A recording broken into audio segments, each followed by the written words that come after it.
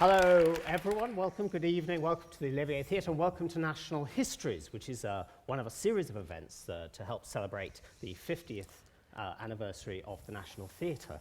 And today I have two of the great stars of the National Theatre. Charles Kay, of course, is from the first generation of the National Theatre at the Old Vic under Laurence Olivier, and what we have is Fiona Shaw. Sorry, I just had some moment there. I was intimidated by the extraordinary presence I have. Fiona Shaw, of course, joined the National Theatre's company in the 1980s, and of course has been a great star of so many productions since then. What the format of this event is kind of the National Theatre's version of Desert Island Discs. So this is my chance to be Kirsty Young, which I've always wanted to be. So the first question I'm going to ask, and I'm going to ask Charles for this, is what your first encounter with the National Theatre was. Well, my very first encounter was I was asked to join the company at Chichester, which was the sort of germ of the National Theatre, if you remember. Yeah. And I was asked to be in a play called The Chances, and I couldn't do it because not only me, but Jeremy Brett and I, who were friends, he couldn't do it either because we were both in some not very good film. But the fact was we were contracted and we couldn't go to Chichester. And then it didn't happen, and I went to Stratford for about 5 years. And then I was asked to come back here to play Celio in As You Like It, and that all-male As You Like It. Mm. And I'd worked with Joan in Roots and all those plays at the Royal Court, so that's how they knew who I was even. And the idea of an all-male As You Like It, of course, that's an experiment that's been done again more recently. A lot now. But it was a very innovative thing. It was very strange. Did you think it was an odd thing to do? Did I what? Did you think it was an odd thing to do when you were asked? Yes, I did in a way. I did think it was rather odd, but very interesting. I wasn't sure why, but it was interesting. And I thought, well, maybe it could be very revealing and very about, sexual identity and things like that. It could be, if we did it well, it could be a disaster. But we just rehearsed it, like an ordinary play. We were playing characters. Right. And you just played the characters, and you didn't think about what sex they were until the nasty moment came when you had to put the clothes on. Right. And that was quite tricky. we had a very nasty moment because they didn't in those days have previews. We just went straight into it. Dress rehearsal, first night. And I remember the costume parade, and the first act costumes that Rosalind and Celia first came on in went there. They weren't finished, so we thought, oh well. And we did, we didn't have that in the parade, but we had the dress rehearsal. We got to the theatre to do the dress rehearsal, and there they were, these two costumes. And I looked at Ronnie Pickup, and he looked at me, and I said, well, what's this? They were skiing outfits. I mean, they weren't skis with them, but they were skiing outfits with great big boots and a heavy costume and great things. We looked more masculine than anybody else in the cast. But we had to bear with it and get through the dress rehearsal. Then we finished about 11:30 at night, and both of us rushed to the costume department where there was a genius boy called Skapterson, who ran us up dresses overnight, so that on the first night we looked passable. And it saved our bacon, really. It was a very frightening moment. Enough of that. Thank you. And Fiona, what was your first encounter with the National Theatre? I think it was standing at the very back of this auditorium on the cheapest ticket I could buy to see Paul Schofield playing Othello, and Michael Bryant was the baddie. Right. And it was absolutely amazing. I remember standing up there, and yeah. And so did you come here a lot as a member of the audience? I was at RADA at that time and had very little money, and some of the very clever students at RADA were able to get ushering jobs here, and I could never hold down an ushering job, so I didn't. So I had to still save up. I also saw Francis Latour as St. Joan. That was also, I just seem to remember that as well, also from up there standing. I did a lot of standing. And when you were standing up there, was there a bit of you, I mean, you're at RADA, is there a bit of you going, I'm going to be on there? Oh, I think very much so. Right. Yes, and thinking of how hard it was to be down here without a microphone and to hit up there. And I mean, subsequently, I remember Geraldine McEwen saying later when we did the Rivals on this also stage, saying, the problem is you can't be seen in the Olivier you can't be heard in the Olivier without a spotlight. Oh, right. And it was true. If you were in the dark at all, nobody could hear you. Right. And you mentioned The Rivals, which is, which I told you beforehand, is one of the first plays I ever saw at the National Theatre. How did that come about, that you were in that? Well, I was finished RADA, and I think I was doing Rosaline in Love's Labour's Lost, somewhere up in Bolton, and the National Theatre asked me to audition, so I auditioned for Peter Wood, who was an amazingly ebullient sort of man. He used to make his own vinegar. I was very impressed by all the things he did at home. He made his own vinegar. I'm like, how glamorous is that? And I auditioned for him, and it was an absolutely stellar cast, and I really was an also-ran starter. And there was Tim Curry and Geraldine McEwan and Michael Horton and Ted Petherbridge and Anne-Louise Lambert. I mean, they were all film stars to me, and so I was very intimidated. And I remember in their first rehearsal, Geraldine, and they all knew each other. That was the other awful thing. They all knew each other, going, hello, darling, and you're sort of standing there dying, just dying. And then I remember him saying, right, and now we're getting on to the Julia scenes. Fiona, dazzle us with your talent. And I thought, I think I'm going to die now. I couldn't. Everybody went still and watched, and I had to do a speech. It was awful anyway, but I got through it.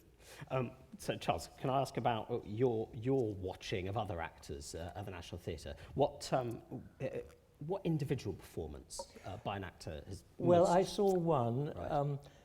It was purely by chance, and I saw many wonderful performances, but I saw one, and it was purely by chance. I was rehearsing Love's Labour's Lost, and we were in that rehearsal room, and we finished about 5:30, and Laurence Olivier was directing it.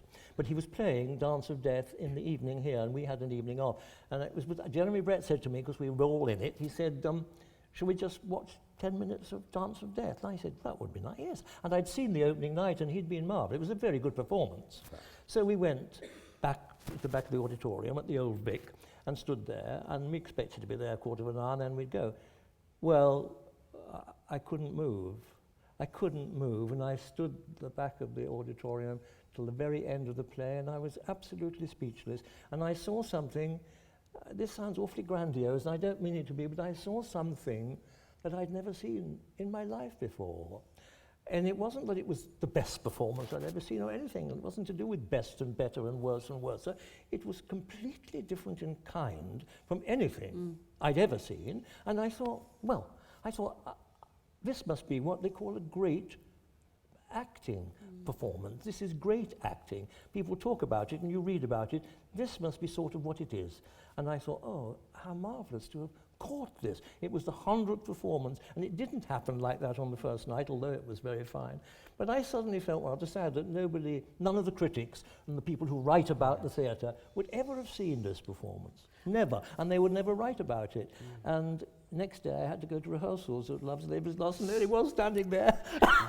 I couldn't speak. I was utterly speechless, and I never said a word. I thought it would embarrass him and embarrass me, and but I'll never forget it. It was a wonderful moment. That was it. Laurence Olivier in the Dance of Death. Yes. Right. Yes. On a Thursday. On some Thursday. On a Thursday. I mean, it was just not, amazing. And Fiona, what about you? What's the memorable performances that have stayed with you? What did I suggest was mine? You've got Michael Horton in The Rivals. Well, there's many fantastic moments, and I think, just like Charlie's saying, it's when somebody stills the air. And we were just talking beforehand about how different comedy is to tragedy. When you're in a tragedy, everybody's laughing backstage a lot of the time because you have to balance up the terror on the stage. And in a comedy, it's taken very seriously. But Michael Horton in The Rivals, he had to complain about his son not marrying. And he sat and he took out his fury on a boiled egg. And he sat here and he just hit this egg and he took out absolutely everything on a boiled egg. And I think it was absolute genius because it was the most, it was just the microcosm of the egg and the macrocosm of his problem. And it was one of the great, great performances. And I mean, it's one of the things about acting, of course, is that it's almost impossible to describe, isn't it? The kind of moments you're talking about. Yes. You just have to say there was something extraordinary about it. Do either of you feel you've got any closer to what the mystery of a great performance is? No.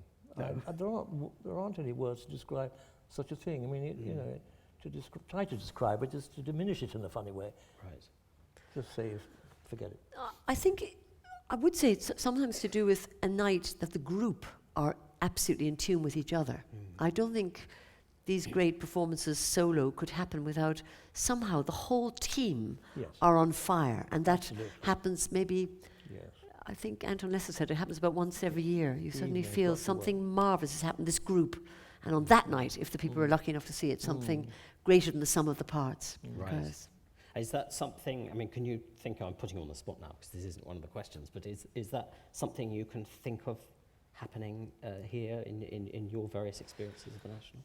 Well, I mean, I don't know whether, I mean, I've certainly observed wonderful nights, like Jeremy McEwen and Michael Horton, you know, flashing off each other and with their experience of the previous time, of knowing of their experience. But, I mean, I loved working with Roger Allen because we would just be nearly in tears laughing and not maybe in, you know, The Way of the World or something. So you had this marvellous feeling that something was crackling between you, and you hope some of that communicates. Right, absolutely. When you say, of course, it's an ensemble, of course, it's an ensemble that also, when in a big theatre like this, stretches beyond the stage as well. So one of the questions here is who would you describe as an unsung hero of the National Theatre? Well, I thought of various people. One would always say the stage management. I mean, automatically, because they are, and without whom the play couldn't go on, and they're dedicated, wonderful people. But I would like to pick Ernie. Ernie was the stage doorkeeper at the Old Vic. Okay. Through the 50s, through the 60s, and halfway through the 70s, and he retired just before they went to the South Bank with the National Theatre. And I remember him as being the most remarkable and marvellous man. He was very round, he had twinkly blue eyes and a shock of grey hair, and he wore these wonderful pullovers, which his wife knitted. And his sort of kingdom was a little cubbyhole by the stage door, which used to be on the Waterloo Road. And also the telephone exchange was there. And he was like a filter through which you had to pass. It wasn't that easy. He was very good at making sure that, you know, undesirables didn't enter the stage door. And he had his finger so much on the pulse. He knew everybody's name. He knew what they sounded like. You never had to say when you rang who you were. He recognized your voice. Extraordinary. And he was apparently the soul of discretion. I never had to call on those services. But he was, and everybody loved him. And I kept thinking how marvellous it would have been to do This Is Your Life on the television, because the star parade that would have come on would have been quite something. Anyway, it never happened. Should have done. Thank you. Fiona, who's your unsung hero? Well, it is a stage manager.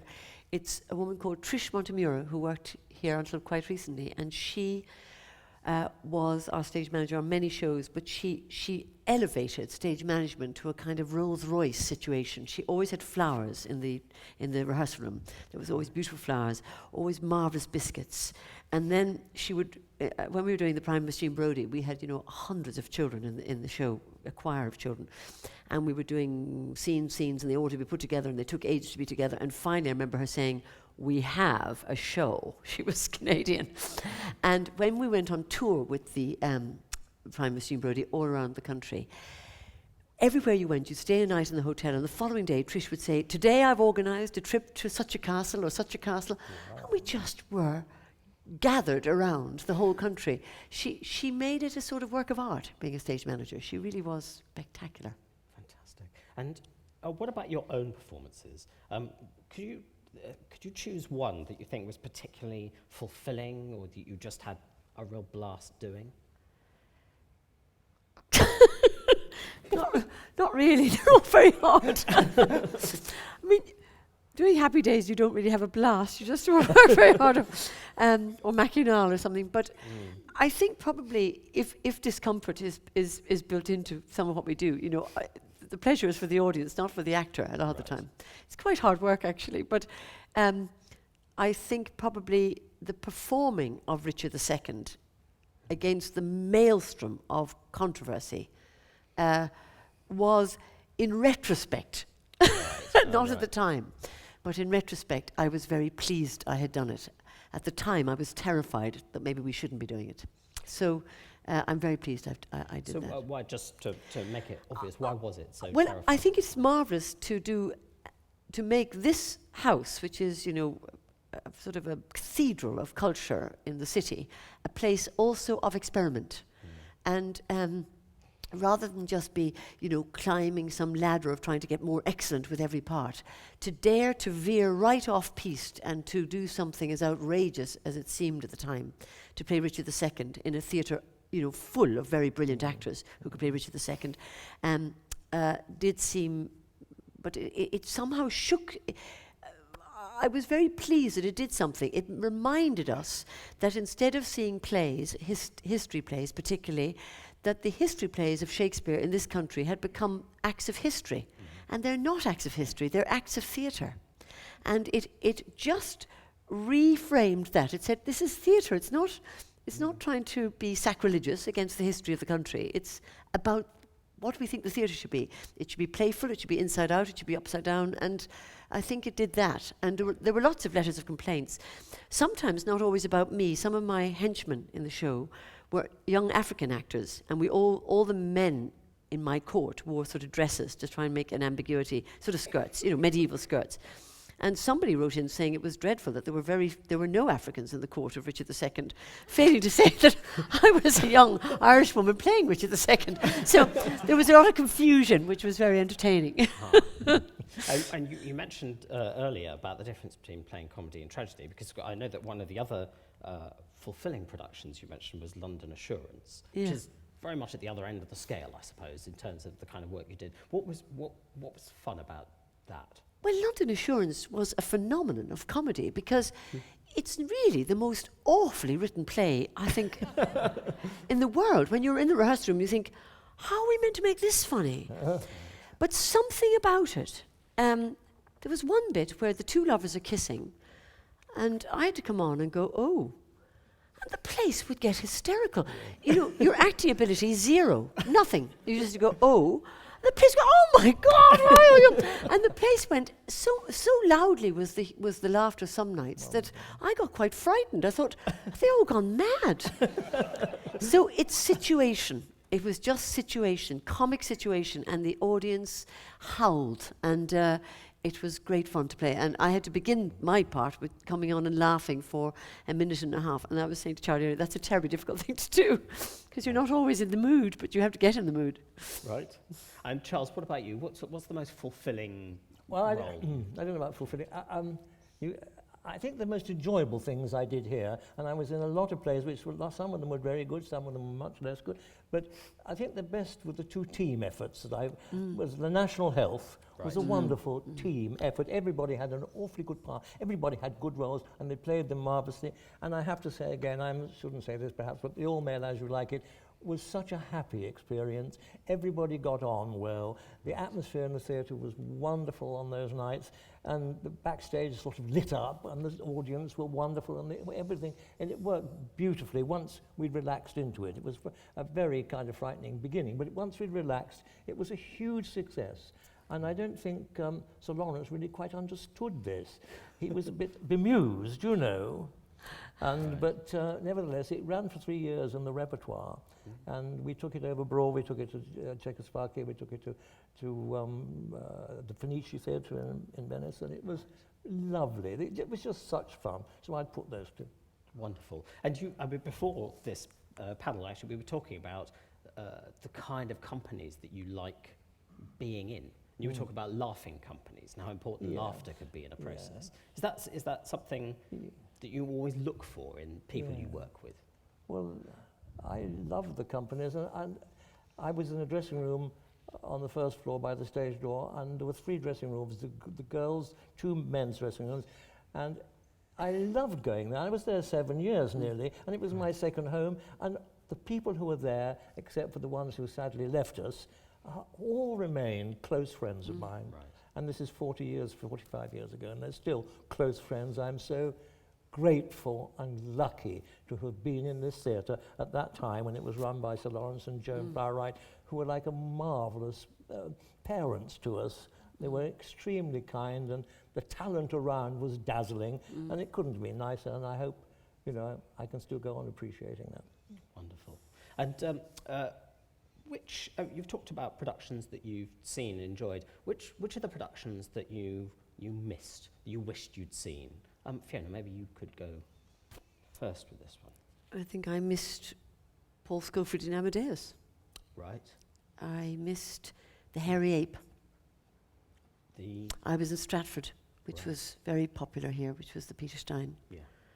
And I'm sure I missed lots of things, but those things still pique me. Right. And what about yours? The one I missed the most, and I never saw because I was at Stratford and couldn't make it, was Edith Evans and Maggie Smith, etc., in Hay Fever. Right. And I feel the loss gravely. I would love to have seen it, and I would give anything to see it now, but I never will. Yes. But that was the one. And the other one recently that I missed, and I feel so guilty, was Frankenstein. Right. And I'm sorry I missed it, and I did miss it. But Hay Fever is, is a gnawing sore in my soul. What is it about that production of Hay Fever, which of course is legendary? Oh, I don't know, but I Right. just gather that it was wonderful. And it's got Edith Evans, who was a great actress, and it's got Maggie Smith, who was a great actress, and it had a wonderful cast of Robert Stevens, Derek Jackman, I can go on. And it was directed by Noel Coward, so it should have been wonderful, shouldn't it? And everyone told me it was. And Edith Evans, of course, was 30 years perhaps. So where were you? What were you It doesn't doing? matter, does it? I would give anything to see her again. Right. In it, I would. And so Edith Evans, is she somebody you'd always admired as a... Well, I never met her, but she came to RADA. I was telling you the story, it's quite funny. She came to RADA and she lectured us all about, the theatre. And she'd never been in repertory companies in her life. She'd only worked in London and in very grand areas. And she went on about manners on the stage, good manners on the stage. That was fascinating because I'd never heard of that, and good manners. And she started to say, some actors, she said, are praised for listening beautifully. She said, some of them listen so beautifully you can't hear yourself speak. And I thought that was perfect. Yes. Fantastic. And now I'm going to offer you, if you were allowed to have one costume from the National Theatre's extensive costume department, what would you choose? It could be one of your own, it could be somebody else's. I thought Helen Mirren's costume in Cleopatra was kind of marvellous. Oh, okay. Can you describe that? It had lots of gold and things like that on it, and it had a twiddly bit that had an adder on the front or something. That seems to be that'd be a nice, attractive thing to wear at a party at least. Any of your own that you... Well, I did love I loved my hunting costume in London Assurance, but last year I was in a play called Scenes from an Execution, and we were trying to find a costume for a 17th century painter in Venice, and there were lots of ideas, drawings, and lots of white T-shirts with paint on and mud and everything. And we were up in the costume department, and there was a huge, just peasant man's shirt in a beautiful, bloodied kind of soft pink. And I said to Hildegard, let's try that just to see for colour. And I put it on. I thought, this is the costume. But it belonged to somebody else in the company in another show. But I stole it. And I wore it. And it was really very successful. I felt very at home in it. And it was undesigned. It just worked. So that was very nice. So in fact, you've already taken your favourite. I have. I've already taken it, yeah. Wonderful. And Charles, what about you? What costumes? I was trying to think about it. I think in the second act of As You Like It, Ronnie Pickup had to be a woman pretending to be a man. Bit tricky when he was a man. And he had the most beautiful costume made of some synthetic material, white, very narrow, long trousers. And he's very tall, so he looks very good in clothes. And a beautiful white jacket and a little white peaked hat and a little sort of orange scarf at the neck. And I thought, that is wonderful. You look absolutely marvellous. I was very envious because I was wearing a miniskirt and I didn't stand a chance really against this costume. But it was beautiful. I would like to see it again. Great. I want to ask you about the building. And actually, when you were a young actor, were you very conscious that there was going to be a National Theatre? Because I suppose when you started working at the Royal Court, it was in the planning stages. Well, I'm not sure that I was that conscious. It's been mooted for many, many years, hasn't it? And I thought it was a sort of massive pie in the sky, and people spoke so against it at the time and, was scathing about the idea. And of course, eventually, one realised it was going to happen, and it was what a wonderful thing it was too. My goodness, what a wonderful thing. And what was it, did you, because you've worked, of course, in this building and also at the Old Vic, can you Could you kind of capture something about what the atmosphere was like at the Old Vic in those early years of the National Well, I Theatre? thought it was marvellous. We were very lucky. I look back and think, I don't think I know quite how lucky I was. We were protected by, you know, by Sir Lawrence and Joan and these wonderful talented actors that were around, and it was a permanent job. I was there 6 years. Where can you get that anywhere now? And one felt protected, and luckily everybody was so nice in the company. You know, going to the theatre and meeting everybody was always a joy. I loved it. It's interesting you say protected, because I had a look at, there's an exhibition a floor down of the press coverage and some of the cartoons and things that have accompanied the development of the National Theatre. And actually, right the way through the 60s, there was a lot of controversy. There was still a lot of people saying, why are we spending this money? Yeah. But you were sort of protected from that, or did you feel part of? We were, yes, as members of the company, we were protected from the politics. I mean, completely protected. It was on Lord Olivier's shoulders, wasn't it? And Ken Tynan and people like that. Well, no, we were totally protected. We were just actors, you know. Right. Absolutely. What about the building? This building that we're sitting in. Do you remember that going up? No. No? Well, I do remember it going up, but I wasn't there when it moved. I left the National in '73. And it didn't move till a bit later. I did come back and do a couple of things here, but I wasn't there in the company when it moved, no. Right. And do you remember your first sight of this? Because obviously it's a very distinctive building. Well, just as you speak about it, I just had a horrible memory of the very first night of The Rivals. And the first scene was Lydia Languish and whatever, I was playing Julia, and we had to say something, and I had to enter coming up the stairs there, which is a very hard way to make your entire debut in your life, is to come upstairs in a big 18th century costume. And as I came through the corridors, Peter Wood, I'll never forget this, Peter Wood went on a microphone, and it went through the whole National Theatre. He said, "Annie and Fiona, just try and keep the thing going." And so I thought, it's obvious. I remember just being shaking with terror just coming up here. And everybody heard it, try and keep the thing going.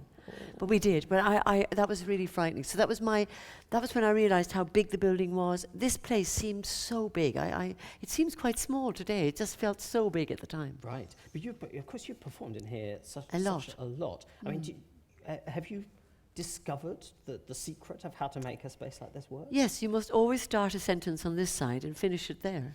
You must never stay still. You've just got to keep on saying, you know, to be or not to be, that is the question. Whether it is noble in the mind, suffer the things narrows. Or there'll be letters of complaint. Directed entirely to that side. No, you must also vary it. Some is go to be or not to be, that is the question. To make them feel that they're being entertained. But you must never stop doing that. Right. And you must always stand here. Always. Didn't they used to call it something like the Albert Finney spot? Well, Mother Courage, I really always stood here. I was here long enough to know that. I didn't let anyone else stand here. I stood here. This is a special spot, isn't it, on this It's a good stage? Michael spot. Bryant discovered it, didn't he? Right. And they couldn't Yes. drag him off it. Yes. You know, and apparently it's the place to be. Because it Yeah. had teething troubles to start off with. Yes. Yeah. The sound in this theatre, very bad teething troubles to start with. And what about backstage, either here or at the Old Vic? Are there any kind of special favourite, perhaps secret little spaces that you have, you know, possibly an even irrational fondness for? Do you, Me? Charles, maybe? Well, floor 1, I mean, one up at the stage door of the Old Vic, was this wonderful dressing room with all my friends in. You know, that's my favourite spot. That's what I remember most. I remember it more, I think, than on the stage. But it was just home, you know, from home. Wonderful. Did you stay in the same dressing room the whole Yes, I time? did. Right. I mean, there was Derek Jacobi, Ronnie Pickup, and Jeremy Brett, and there was John Moffat and me and various other people, and there was Anna Carteret and Louise Purnell and Sheila Reid and various people in the next dressing room, and the door was always open. The doors were always open, and we just sort of mixed, and it was a sort of loving, really. Wonderful. Fiona, what about you? Well, the dressing rooms, actually, I have a great fondness for the shared dressing rooms where exactly we would be visited every night by Tim Curry or something, and we would just all chat, and they're the best ones. In fact, the lonely solo dressing rooms are much more isolating. Right. But you can see people across the windows. You can just wave at them across. But my favourite rooms, I think, are because it's such an alienating building, it's not a nice building to leave, because when you come back, there's very little of your previous history left in it. It's the concrete somehow wipes away the history of your being here before. And so you're always trying to regain a sort of ownership of the building if you're part of a new company. And you think, well, we're back and we're going to try and make our mark. And the only way I could make my mark was that at the end of shows, I was very keen that we'd have a party. So we always used to have a party. And then, due to the economics of the building, parties got less and less. And you were allowed one glass of red wine, and that was it. That was the party. So we would forget about this till the last week. And I remember at the end of, I think, not Miss Brodie, I think it was maybe The Way of the World, I wanted a party, and I was told you couldn't have a party unless you asked permission. So I ran upstairs to Maggie Whitlam and said, Maggie, can I have a party? I want a party, can we have one in the dressing room, or in the rehearsal room 3? And she finally, crossly gave permission once we paid the security man. So we paid the security man, we got a getter blaster, we all brought buckets of wine and crisps or something, and we had the most marvellous party.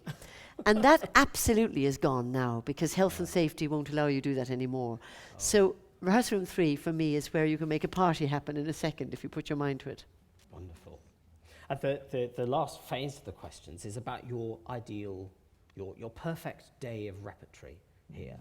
So the question that everyone's been asked is, what would be your morning show, what would be your afternoon show, and what would be your evening show? So let's start with the morning shows. What would yours be? It would have to be Hay Fever, I'm afraid, because I Yes. haven't seen it. And it's my only way of seeing it, so it would have to be Hay Fever. And in the afternoon, I would like to see Nina Garwa's Medea, which came here, which I saw, and I thought it was the most thrilling thing I'd ever seen in my life. I couldn't get over it. It was extraordinary. It was Japanese, Japanese. I didn't understand a word, but we know Medea, and one was carried by the sheer emotional force of it. And it had a wonderful chorus of 16 men in the most magnificent costumes, and each one was a separate little work of art. And in the center was this extraordinary boy playing Medea, and he was incredibly elaborately costumed. And as the evening went on, as passions grew higher and higher, so the costume got less and less and less and less. In the end, he was like a little red flame on the stage. And then he was carried away over our heads on a forklift truck, but you couldn't see the forklift truck, and it was sensational. And that's what I shan't ever forget that. Wonderful. And in the evening, I'd have to say Uncle Vanya, which was Laurence Olivier's great production with the cast of stars. There was Laurence Olivier, Michael Redgrave, and Sybil Thorndike, and Louis Casson, and Faye Compton, and Joan Plowright, and Rosemary Harris. It was a cast. Each single actor could carry a play on their own shoulders. It was incredible. And that doesn't always work, but it did work in this case. And I was one scene in it which I shall never forget, which was between Sonia and Ilyena, which was Joan Plowright and Rosemary Harris. It was a little duologue. They sat side by side on a bench, and it was a little duologue, and didn't last very long. And I sat watching it. I thought it was the most brilliantly played double-handed scene I'd ever seen in my life, and I think I still feel that. Two sensational performances, surrounded by sensational performance. So that has to be my evening treat. Wonderful. Fiona, what about your morning show? Well, I did see, and I was at RAD at the time, Simon Callow doing all of the sonnets here, and that would be my morning show. I'd love to see Simon Callow doing the sonnets again, all of them. And what was that like? It was extraordinary. He wore he read them, but he pretty well knew them. Right. And he wore a black polo neck and black trousers, and he stood here, and we were all there. And I think it was in the morning. I think it went on all day. So I remember just being delighted that a man wasn't even playing a part. He was just being the voice of Shakespeare, and they had grouped the sonnets in a particular way so that you felt a real narrative of the thrust of the affection that this man had for the beloved. It was absolutely thrilling. And of course, you've performed yourself sort of poetry recitals, or I don't know what you exactly want to call them, but do you think that comes from that? Funny enough, it may do. I didn't even think of that, but maybe it does. Maybe it does. I certainly am very interested in things that are not... I mean, it's interesting that Charlie said, that a cross-dressed show is something he remembers of this Nina Gower Medea. I do think when the theatre really pushes what is most unlikely, it plays on the imagination even more than when you demonstrate it.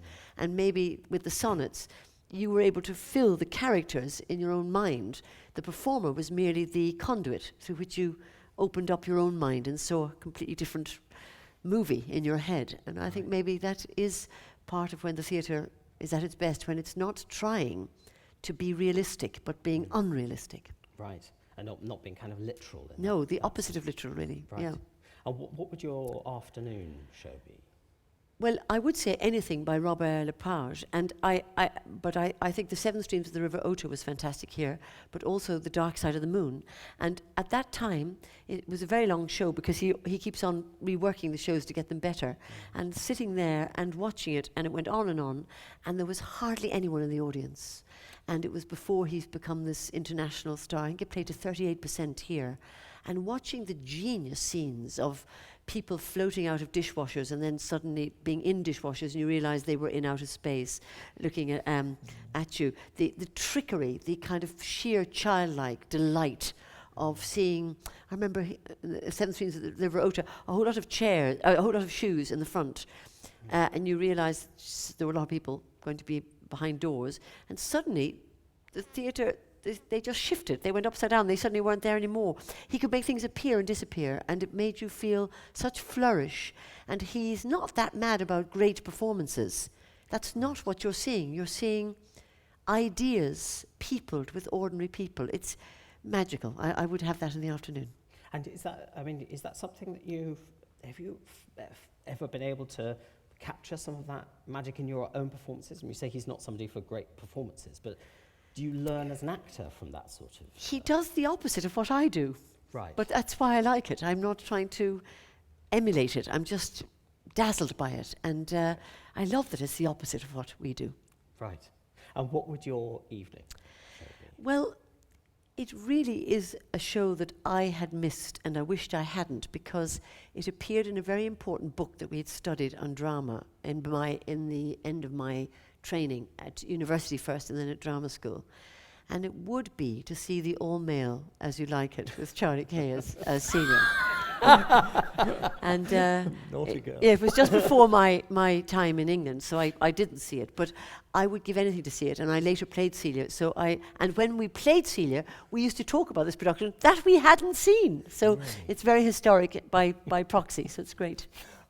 And did that, when you did Richard II, I mean, was that in your mind then as well? Well, it's very interesting. I mean, one doesn't want to have, endless cross-dressed productions, but when they're correct, clearly that was one of those moments where something hit and was correct. I think Richard II, where there was only just me and everybody else was the right gender, that also hit some sort of chord. It's not a blanket. It would be completely wrong, and not every man can play every woman, and not every woman can play every man. It has to fit in some way. It would be just awful if we all just swapped genders and played.